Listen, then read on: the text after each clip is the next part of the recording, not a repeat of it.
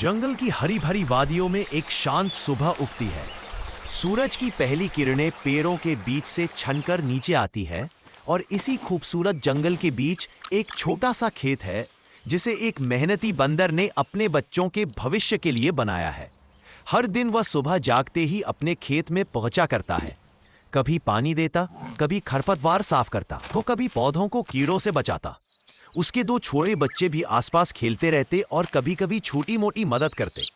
बंदर हमेशा उनसे कहता, मेहनत का फल मीठा होता है। दिन बीतते गए और बंदर की प्यार से संभाली गई फसल धीरे-धीरे बढ़ती गई। खेत में मकई, केले, शकरकंद और हरी सब्जियां लहलहाने लगी। जंगल के दूसरे जानवर देखने आते और उसकी तारीफ किए बिना नहीं रह पाते। बंदर का परिवार खुश था, उनके पास खाने की कमी नहीं थी और मेहनत पर गर्व था।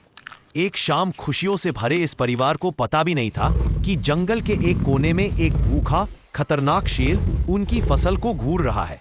कई दिनों से उसे कुछ खाने को नहीं मिला था और बंदर की खूबसूरत फसल देखकर उसकी आंखों में लालच उमड़ पड़ा।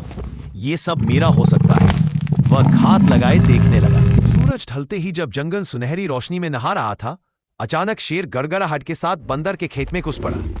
उसकी दहाड़ से मिट्टी कांप उठी। उसने पौधे रौंदने शुरू कर दी। मकई की बालियां टूट गई, केले बिखर गए, जमीन उखड़ गई। बंदर और उसके बच्चे डर कर पेड़ पर चढ़ गए।